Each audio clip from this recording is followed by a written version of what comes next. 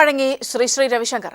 ഹരിത tribunal വിധിച്ച 5 കോടി രൂപയിൽ ആദ്യ ഗഡുവായ 25 ലക്ഷം രൂപ ഇന്ന് നൽകുമെന്ന് ശ്രീ രവിശങ്കർ വ്യക്തമാക്കി. 4.25 കോടി 2 ആഴ്ചയ്ക്കുള്ളിൽ നൽകുമെന്നും രവിശങ്കർ. ജയിലിൽ പോയാലും പിഴ അടക്കില്ല എന്നായിരുന്നു രവിശങ്കറിന്റെ ആദ്യ നിലപാട്. വിവരങ്ങളുമായി മനു ശങ്കർ ചേർന്നുണ്ട്. വിവരങ്ങൾ. സൗമ്യ, ദേശീയ ഹരിത ട്രൈബ്യൂണലിന്റെ അനുമതി ലഭിച്ച ഒരു പശ്ചാത്തലത്തിൽ അല്പസമയങ്ങൾക്കകം ശ്രീ രവിശങ്കറിന്റെ നേതൃത്വം നൽകുന്ന ആർട്ട് ഓഫ് ലിവിംഗിന്റെ 35ാം വാർഷിക ആഘോഷ ചടങ്ങുകൾ ആരംഭിക്കും. 5 മണിക്കാണ് ഇതിന്റെ ഉദ്ഘാടനം പ്രധാനമന്ത്രി നരേന്ദ്രമോദി. തുടർന്ന് 5:30 പ്രധാനമന്ത്രി തന്നെ ഈ ചടങ്ങിനെ അഭിസംബോധന ചെയ്ത് സംസാരിക്കുമെന്നും വ്യക്തമാക്കിയിട്ടുണ്ട്. വിവിധ ലോക രാജ്യങ്ങളിൽ നിന്നുള്ള നേതാക്കൾ മറ്റും ഇതിൽ പങ്കെടുക്കുമെന്നാണ് സംഘാടകർ അറിയിച്ചിരിക്കുന്നത്. നിലവിൽ ആദ്യ സമയങ്ങളിലെല്ലാം പിഴ അടക്കില്ല എന്ന് വാദിച്ചിരുന്ന ശ്രീ രവിശങ്കർ ഒടുവിൽ നിയമത്തിന് വഴങ്ങുകയും തങ്ങൾ 25 ലക്ഷം രൂപ ഇന്ന് അടയ്ക്കാമെന്നും ബാക്കിയുള്ള 4.25 കോടി രൂപ 4 ആഴ്ചക്കകം അടയ്ക്കാമെന്നും ദേശീയ ഹരിത ട്രൈബ്യൂണലിനെ അറിയിച്ചു. തങ്ങൾ ഒരു ചാരിറ്റി ഓർഗനൈസേഷനാണ്.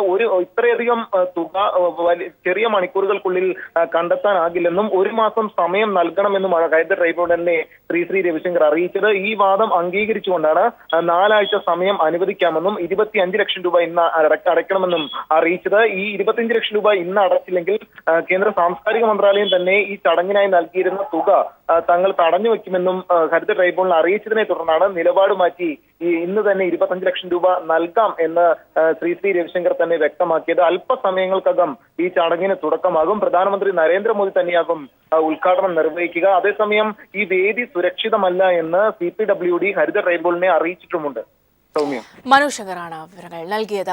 9,000 കോടി തട്ടിച്ചു മുങ്ങിയ വിജയ് മല്യ വിശദീകരണവുമായി രംഗത്തെത്തി.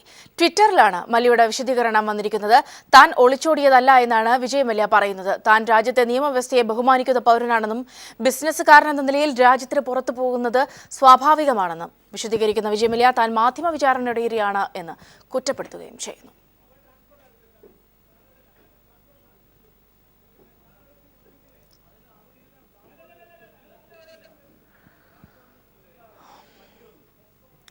പ്രായപൂർത്തിയാകാത്ത മകൻ ഔദ്യോഗിക വാഹനം ഓടിച്ച സംഭവത്തിൽ IG സുരേഷ് രാജ് പുരോഹിതിനെതിരായ അന്വേഷണം അട്ടിമറിച്ചു. അന്വേഷണം പ്രഖ്യാപിച്ച് 2 ആഴ്ച കഴിഞ്ഞിട്ടും ആഭ്യന്തര വകുപ്പ് ഉത്തരവിറങ്ങിയില്ല. IG-യുടെ മകൻ വാഹനം ഓടിക്കുന്നതിന്റെ ദൃശ്യങ്ങൾ നേരത്തെ പുറത്തുവന്നിരുന്നു. Police academy IG Suresh Raj പുരോഹിതിന്റെ പ്രായപൂർത്തിയാകാത്ത മകൻ പോലീസ് വാഹനം ഉപയോഗിക്കുന്ന ദൃശ്യങ്ങൾ പുറത്തുവന്നതോടെ സംഭവത്തിൽ അന്വേഷണം നടത്തുമെന്ന് ആഭ്യന്തരമന്ത്രി രമേശ് ചെന്നിത്തല പ്രതികരിച്ചിരുന്നു. എന്നാൽ സംഭവം വിവാദമായി 2 ആഴ്ച പിന്നിടുമ്പോഴും ഇക്കാര്യത്തിൽ അന്വേഷണം നടത്താൻ ആഭ്യന്തര വകുപ്പ് ഉത്തരവിട്ടിട്ടില്ല. IG-യുടെ മകൻ പോലീസ് വാഹനം ഉപയോഗിക്കുന്നത് ചൂണ്ടിക്കാട്ടി അക്കാദമിയിലെ പോലീസ് ഉദ്യോഗസ്ഥർ മുമ്പ് പരാതി നൽകിയിരുന്നു. എന്നാൽ ആഭ്യന്തര വകുപ്പ് ഈ പരാതിയും അവഗണിച്ചു. വാർത്തയുടെ അടിസ്ഥാനത്തിൽ വടക്കാഞ്ചേരി സ്വദേശി KT ബെന്നി നൽകിയ പരാതിയിൽ IG-ക്കെതിരെ കേസെടുത്ത് അന്വേഷണം നടത്താൻ തൃശൂർ വിജിലൻസ് കോടതി ഉത്തരവിട്ടിരുന്നു. പ്രായപൂർത്തിയാകാത്ത IG-യുടെ മകൻ ഡിപ്പാർട്ട്മെന്റ് വാഹനം ഉപയോഗിച്ചത് ഗുരുതരമാണെന്ന് കോടതി നിരീക്ഷിച്ചു. ഇതിനിടെയാണ് ആഭ്യന്തര വകുപ്പ് നടപടിയെടുക്കാതെ IG സുരേഷ് രാജ് പുരോഹിതിനെ സംരക്ഷിക്കുന്നത്. News bureau, Thrissur.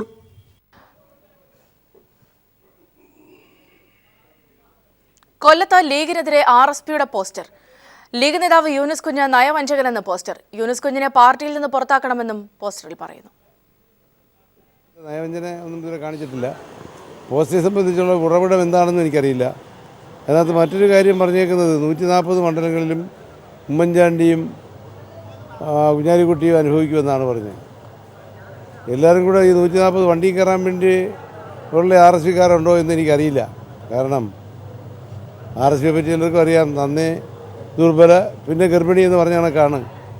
ആകെ ക്ഷീണിതരായിരുന്നു. പക്ഷേ ഇപ്പോൾ അതിൽ നിന്ന് ഒരു ഭാഗം പിരിഞ്ഞു. കാരണം ഇപ്പോഴും 11 നിയോജക മണ്ഡലങ്ങളിലും മുസ്ലിം ലീഗിനെയും RSPയും വേണ്ടി വന്നാലൊന്ന് പരിശോധിക്കാൻ അതിന് കോൺഗ്രസ് തയ്യാറാകുകയാണെങ്കിൽ അതിനെ ഞാൻ വെല്ലുവിളിക്കാം. CPIM സംസ്ഥാന സെക്രട്ടേറിയറ്റ് യോഗം AKG സെന്ററിൽ പുരോഗമിക്കുന്നു. 13-ന് സംസ്ഥാന കമ്മിറ്റിയും യോഗം ചേരും. ജില്ലാ കമ്മിറ്റികൾ നൽകിയ പട്ടിക പരിശോധിച്ച് സ്ഥാനാർത്ഥികളെ സംബന്ധിച്ച് ധാരണയുണ്ടാക്കും. പ്രസ്തുത പട്ടിക വീണ്ടും ജില്ലാ കമ്മിറ്റികൾക്ക് അയച്ചു നൽകി 16-ന് വീണ്ടും സെക്രട്ടേറിയറ്റ് ചേർന്ന് അന്തിമരൂപം നൽകും. CPIM general secretary Sitaram Yechury, polit bureau അംഗങ്ങളായ പ്രകാശ് കാരാട്ട്, S രാമചന്ദ്രൻ പിള്ള തുടങ്ങിയവർ പങ്കെടുക്കുന്നുണ്ട്. വിവരങ്ങളുമായി KG ദിനകർ ചേരുന്നുണ്ട്. ദിനകർ, വിശദാംശങ്ങൾ. സൗമ്യ, CPIM സംസ്ഥാന സെക്രട്ടേറിയറ്റ് യോഗം ഇന്നും നാളെയുമായാണ് ചേരുക. ഇന്ന് രാവിലെ 11 മണിക്ക് ആരംഭിച്ച യോഗം ഇപ്പോഴും തുടരുകയാണ്. നിയമസഭാ തെരഞ്ഞെടുപ്പിൽ CPIMന്റെ സ്ഥാനാർത്ഥികളെ സംബന്ധിച്ച ചർച്ചയാണ് പ്രധാനമായും നടക്കുന്നത്.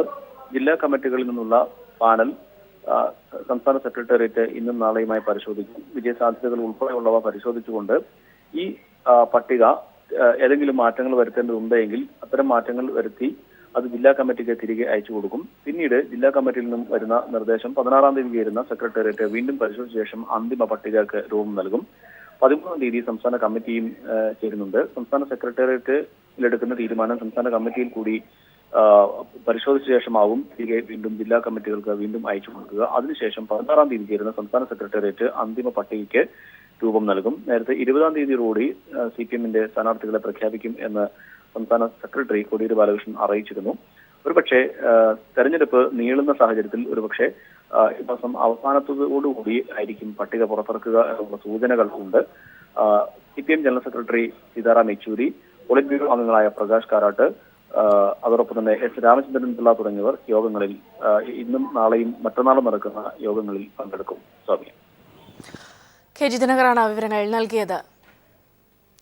ശോഭാ സുരേന്ദ്രനെ സ്ഥാനാർത്ഥിയാക്കുന്നതിനെ ചൊല്ലി BJP പാലക്കാട് ഘടകത്തിൽ ഭിന്നത രൂക്ഷം. തെരഞ്ഞെടുപ്പ് കമ്മിറ്റി ഓഫീസ് ഉദ്ഘാടനത്തിൽ നിന്ന് ശോഭാ സുരേന്ദ്രനെ ഒഴിവാക്കി. ശോഭാ സുരേന്ദ്രനെ ആയിരുന്നു ഉദ്ഘാടനത്തിന് നിശ്ചയിച്ചിരുന്നത്. C. കൃഷ്ണകുമാറിനെ സ്ഥാനാർത്ഥിയാക്കണമെന്നാണ് പാലക്കാട് ഘടകത്തിന്റെ ആവശ്യം. കൂടുതൽ AK ലതീഷ് ചേർന്നുണ്ട്. ലതീഷ് വിവരങ്ങൾ. സൗമ്യ, BJPയുടെ പാലക്കാട് നിയമസഭാ സ്ഥാനാർത്ഥി നിർണയം വലിയ പൊട്ടിത്തെറിയിലേക്ക് നീങ്ങുന്നതിന്റെ സൂചനയാണ്. ഇന്ന് പാലക്കാട് ജില്ലാ തെരഞ്ഞെടുപ്പ് കമ്മിറ്റി ഓഫീസ് ഉദ്ഘാടനവുമായി ബന്ധപ്പെട്ടുണ്ടായ വിഷയങ്ങൾ. ഉദ്ഘാടകയായി നിശ്ചയിച്ചിരുന്നത് BJP കോർ കമ്മിറ്റി പാലക്കാട് സീറ്റിലേക്ക് തീരുമാനിച്ച ശോഭാ സുരേന്ദ്രനായിരുന്നു. എന്നാൽ ശോഭാ സുരേന്ദ്രൻ എത്തും മുമ്പ് തന്നെ ജില്ലാ ഘടകം ഓഫീസ് ഉദ്ഘാടനം നിർവഹിക്കുകയായിരുന്നു. മണ്ഡലം കമ്മിറ്റി നിർദ്ദേശിച്ച നഗരസഭാ വൈസ് ചെയർമാനും BJP സംസ്ഥാന സെക്രട്ടറിയുമായ C. കൃഷ്ണകുമാറിനെ പാലക്കാട് സ്ഥാനാർത്ഥിയാക്കാത്തതിൽ വലിയ പ്രതിഷേധം നിലനിൽക്കുന്ന സാഹചര്യത്തിലാണ് ജില്ലാ ഘടകത്തിന്റെ ഇത്തരമൊരു നീക്കമുണ്ടായത്. എന്നാൽ കൃത്യസമയത്ത് ഓഫീസ് തുറക്കുകയായിരുന്നു എന്ന വിശദീകരണവുമായി ഇപ്പോൾ UDF കൺവീനർ PP തങ്കച്ചൻ മാധ്യമങ്ങളോട് സംസാരിക്കുകയാണ്. തത്സമയം ആകും എന്നാണ് എൻ്റെ പ്രതീക്ഷ. വളരെ നന്നായിട്ട് പുരോഗമിക്കുന്നുണ്ട്.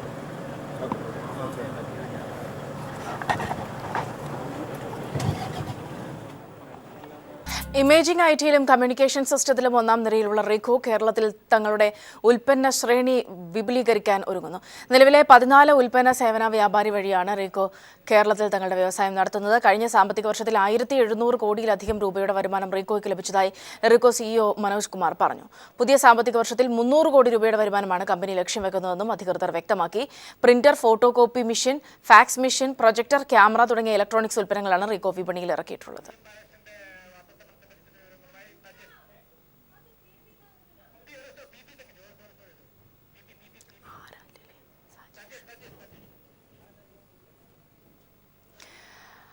UDF സീറ്റ് വിഭജന ചർച്ചകൾക്ക് ശേഷം PP തങ്കച്ചൻ മാധ്യമങ്ങളോട് സംസാരിക്കുകയുണ്ടായി. അതിന്റെ വിവരങ്ങളുമായി സജേഷ് ചേരുന്നുണ്ട്. സജേഷ്, എന്തൊക്കെ കാര്യങ്ങളാണ് തങ്കച്ചൻ പറഞ്ഞത്?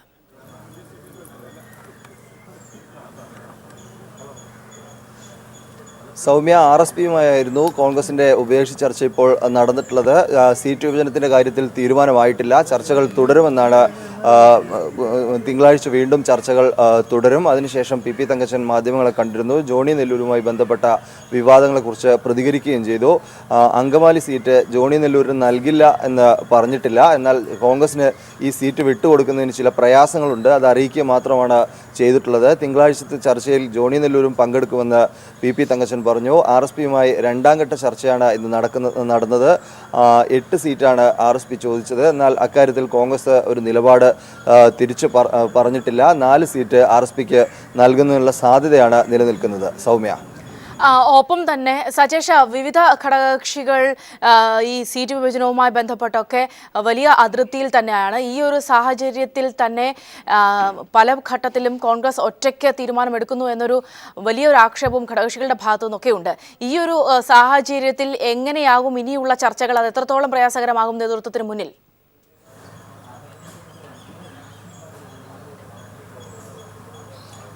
തീർച്ചയായും സൗമ്യ, ചില ഘടകകക്ഷികൾ UDFൽ നിന്ന് വിട്ടുപോയിരുന്നു. 9 സീറ്റോളം ആ രീതിയിൽ ഒഴിവ് വന്നിട്ടുണ്ട്. അത് ഭൂരിഭാഗവും കൈവശം വെക്കുന്നുള്ളൊരു തീരുമാനമാണ് കോൺഗ്രസ് നേതൃത്വത്തിൻ്റെ ഭാഗത്തു നിന്ന് ഉണ്ടായിട്ടുള്ളത്. JDU ഉൾപ്പെടെയുള്ള ഘടകകക്ഷികൾ ഈ സീറ്റ് ആനുപാതികമായി വീതിക്കണമെന്ന നിലപാടുള്ളവരാണ്. എന്നാൽ അക്കാര്യത്തിൽ ഒരു തീരുമാനം ഇതുവരെ ഉണ്ടായിട്ടില്ല. ലീഗ് കഴിഞ്ഞ തവണ മത്സരിച്ച അതേ സീറ്റ് മാത്രം ഇനി മത്സരിക്കുന്നുള്ളൂ എന്ന് പറയുകയും ചെയ്തു. പ്രധാനപ്പെട്ട ഘടകകക്ഷിക്ക് കൂടുതൽ സീറ്റുകൾ വേണ്ടെങ്കിൽ ഭൂരിഭാഗം സീറ്റും കൈവശം വെക്കുക എന്ന നിലപാട് തന്നെയാണ് കോൺഗ്രസ് സ്വീകരിക്കുന്നത്. ഇത് തന്നെയാണ് ഉഭയകക്ഷി ചർച്ചകളിൽ തീരുമാനമാകാത്തതിൻ്റെ നിലവിലും പ്രശ്നം നിലനിൽക്കുന്നത്. തിങ്കളാഴ്ചയും ചൊവ്വാഴ്ചയോടും കൂടി സീറ്റ് വിഭജന ചർച്ചകൾ പൂർത്തിയാക്കാമെന്ന പ്രതീക്ഷയാണ് UDF നേതൃത്വം പറയുന്നത്. സൗമ്യ.